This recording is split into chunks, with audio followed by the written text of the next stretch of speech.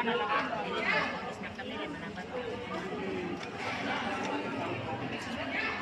picture. Kalami sa picture.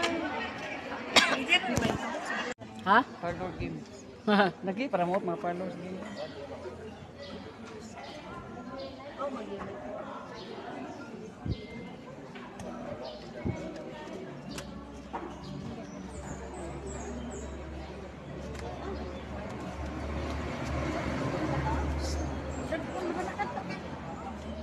Ibutang na ka ba?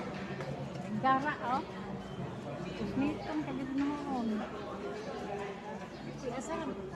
Asal po siya. Yan, mas jibang. Gusto mga lawas. Atong gusto mga lawak. Pagyung isa niya. Wala ka mo.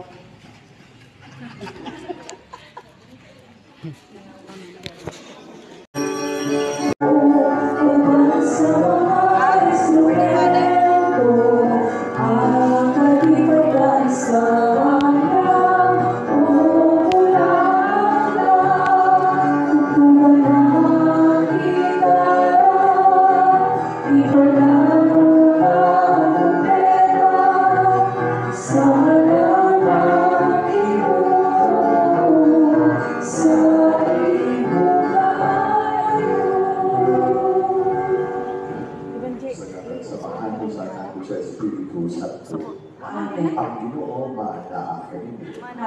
Sa kanina. Sa paghalag nato ni Santos na Misa aton sa ito na Barangay Day, atong inisama na nato mga pasalamat sa Ginoo tungkol sa bukas na pagpanalangin o sa pagpapitong sa Diyos alang kanato. At usap na iyak po na ating mga leader na sa kaninay sila magkabatulong sa iwa sa pagkamahalagaon. O kita usap ng mga lupyo, tutubo usap kita, labi na diha sa pagkamatinubangon, labi na diha sa pagsunod sa mga balaod. Dili lamang sa atong barangay kundi labi na alam sa atong kanasod, aron mo kang tubo, isip mga lupyo na makahatag o kalipay, labi na sa atong tulimban, dili sa pagyayon. Kung karoon mahimo kita nga ngayon sa paghalag ng Santos na Misa, ato karoon ng sulat at basulan ang atong mga sala.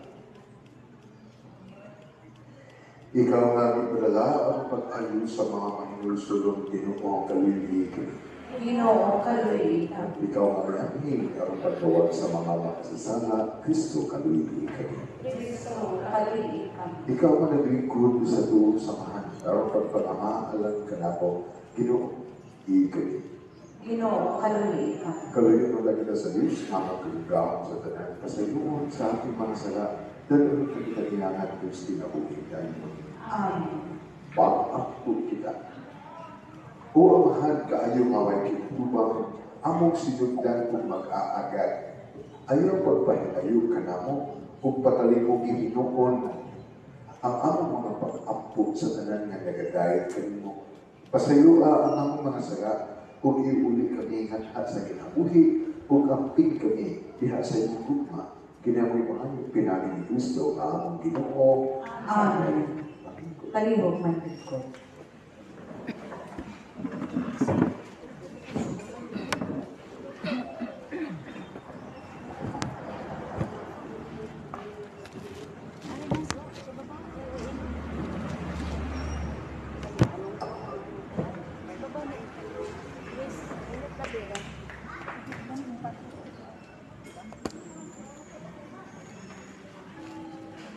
Pagbasa ikan sa basahin sa Tito Deuteronomio. Ngayon si Moises kadto sa katawhan sa Israel. Hinumdumi katawhan sa Israel. Ang Ginoo lamang may atong Diyos. Igugmaa ang Ginoo kaining Diyos sa tibuok ninyong kasing-kasing, kalag o puso. Ayaw ninyong kalimti kining mga balaod. Naghatag ko kanyo karon. Itulo kini sa inyong kabataan. Isgote kini kung anaa ka mo sa inyong balay. O magpanaw ka mo o sa dayon na ninyong katulog o sa pagmata ninyo sa bulitan. Ibugkos kini sa inyong kamot, ingon na ilhanan, kay utang ingon, timaan diha sa inyong agtang. Istular kayo diha sa haligi o sa putahan sa inyong balay o diha sa inyong mga ganhaan. Sa dihang dalon kamo sa Ginoo, sa inyong Diyos ngadto sa yuta, ang gisaad niya sa inyong kapitulanan na si Abraham, si Isaac o si Jacob. Nga ihatag niya kaninyo kapit sa daghang maanindot na syudad na dili kamoy nagbuhat. Kansang kabalayan puno sa mga maayong butang na dili inyong hinaguan. Mga atabay nga dili kamoy nagkalot, mga parasan o kaulibuhan na dili inyong tinanong.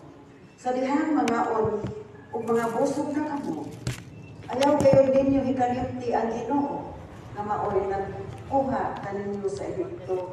Diin na ulipon kamo. Kaduki ang Ginoo, ang inyong Diyos, o siya lamang ang arandan. Gamita ninyo ang iyang ngalan kung manumpa kamo ang pulong sa Ginoo. Salamat sa Diyos.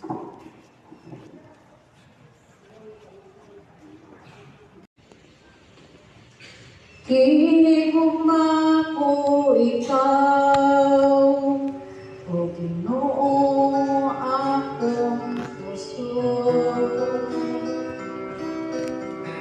Hinigugma ko ikaw, O Ginoo akong puso.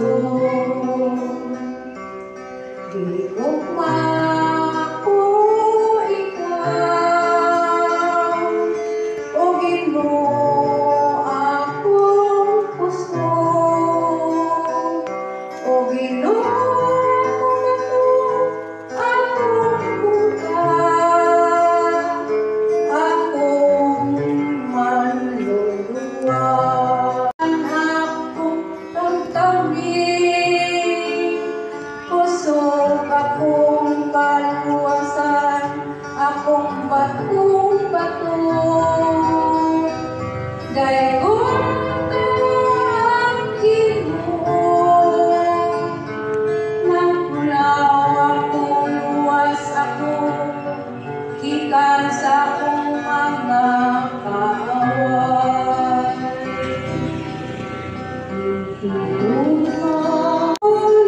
Luwas, ikaw naghagabog akong mga kadaugan, ngadto sa imong hari. O magpakikan, kang gabi nung sayang kaliwa, hangtod sa kamaturan.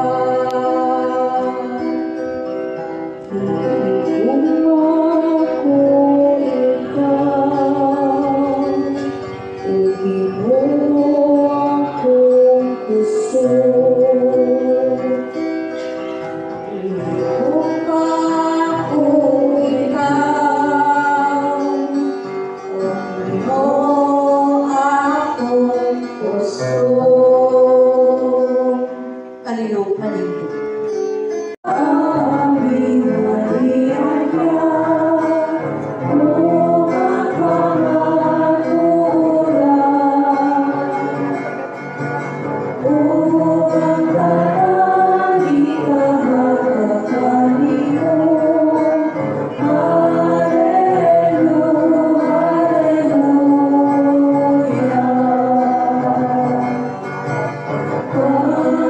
Pangita aming naliranya, wakamanura, o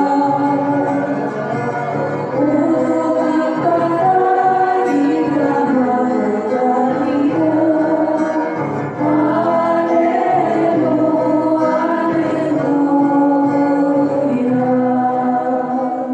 Hallelujah. Ang Ginoo baana kaninyo.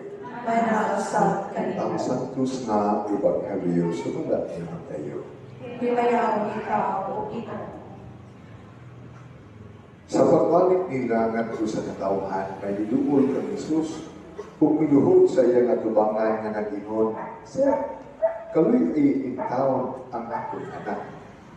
Patulon siya kung nag-antos pag-ayo na tungod ini, makadaghan na siya hulog sa kalayo o sa tubig.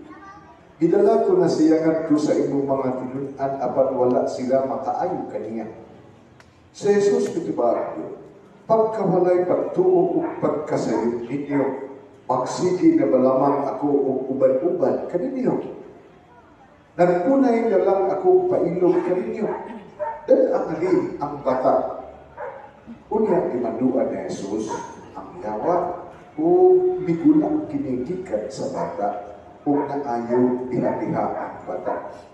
Unya miduol kang Jesus ang mga tinunan kong namatana kaniya. Nganong wala man kami makapagula sa yawa. Sa Jesus pitubag, kay wala kamoy igong pagtuo. Hinumdumi kini, kung kamo may pagtuo sa sama nga gidakon sa usa ka liso sa mustasa, makamando kamo ni bukira. Balhin dito, ug mabalhin kayo kini. Tungod sa pagtuo, makabuhat kamo bisan unsa. Ang Ebanghelyo sa Ginoo. Gaygon ikaw, Kristo, taligo kami ikaw. Aking hapon na tugtanan. Happy anniversary. Happy anniversary. Pagkali Ebanghelyo, kung mga libatag eh. Katugon ano, parihang mo rin pura para ko katugon ba. Mag-igsuon ang ato karong nga Ebanghelyo. Ang tingisbutan ni John tungod kay arang kanito ti siya na ato kong tanaw sa ato nga suliranon isip barangay day. Sa ilang kapanahunan, ang kadakon sa ilang pamilya kamayhan, kumikan sa nasod na wapa man sila ipakuna. Muna nga, inang mo talitirin, taas ka dyo, wapot kong sa isinta o ibanon na sa sakit. Ang ilang bagay, magsalit labi nga sa mga kalalakihan. Kaya ang ilang agro-climatic conditions dito para sa kultura, isudman, mas isudman ka sa ato. Muna nga, sa ilang pagdaro dito, sa ato din tawag-laro ng mga sa kapaw, ang ilang dito, mugamit ka dyan na duha ka mga buto na baka. Yan ang malisod.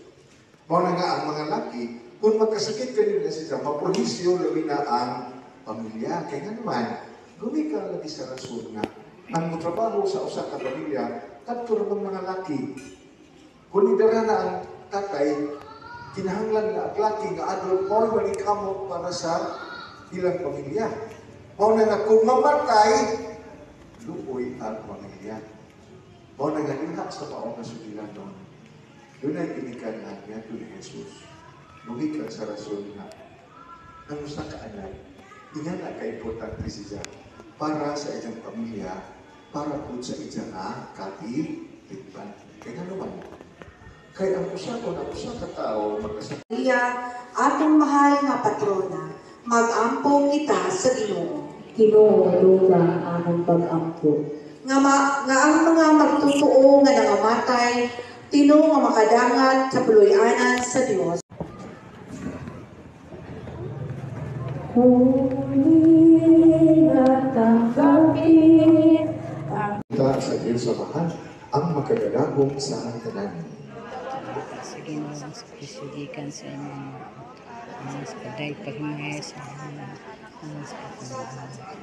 Sa O Ginoo nga maluluyon sa pusa kining mga gasa, o gitugod nga ang among mga espiritu hanon nga sakripisyo, maghimo kanamo nga gasa nga kinhay alang kanimo. Kini among pangayo kinaagi ni Kristo nga among Ginoo. Amen. Ang Ginoo ba na akin ninyo? Manasab kanimo. Ibayaw ang inyong mga kasing-kasing. Amo na ibayaw ngadto sa Ginoo. Magpasalamat kita sa Ginoo nga ating Diyos. Amay umanan. Sa Diyos na mahal, Diyos na tunay o mapagagapon sa tanan, ang may patarong ngayon na magpasalamat kami kanimo ngayon sa tanan kapit. Pinagi ng Yesu Cristo na among Ginoo. Kaya mong gibuhat ang tao tungkol sa kaayo, huwag mong kami ngayon.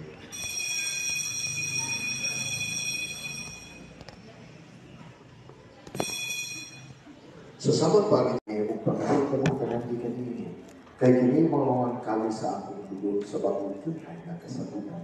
Ang dugo nga ibula anang kaninyo ug anang sa tanan ng tao aron ang mga sala mapasayo. Buhat kini aron pagkamdo ng kanato.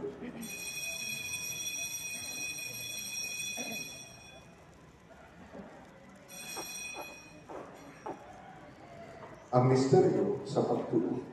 Si Kristo namatay, si Kristo nabanhaw, si Kristo mubalik Aron paghandom sa kamatayon ng pagkabanhaw na si Kristo, nagahangat kami kanimo amahan, nginituan sa kinabuhi kami sa kalasa. Nagapasalamat kami kanimo kay imo kami isip na ayan na mo ang tubang, ug mo ang langad kanimo. Hibuan na kami ng mga lawat sa lawas sa